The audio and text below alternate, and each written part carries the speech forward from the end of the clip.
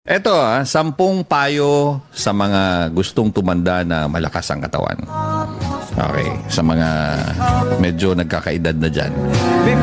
Okay, 10 payo sa mga gustong tumanda na malakas ang katawan. Number 1, babasahin ko lang to, hindi ko na explain para mabilis tayo. Medyo mahaba ito 10 eh.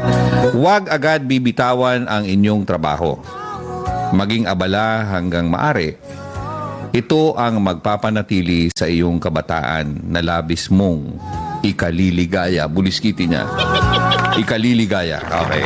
Isa yan. Number 2, hanggang maiiwasan, huwag makitira sa mga anak na may pamilya na. Okay, tandaan niyo yan Huwag makitira sa mga anak na may pamilya na. Kumuha ng isang lugar na matitirhan, panatilihin ang iyong kalagayan upang makaiwas sa iyong anak at mga manugang. Ang makitira sa kanila ay magiging sunod-sunuran ka lamang, hindi makakapagdesisyon sa sarili mo at mawawala ng karapatan na labis mong ikalulungkot. In other words, tatanda ka. Okay. Number 3, hawakan ng mahigpit ang inyong baul, kung may baul ka.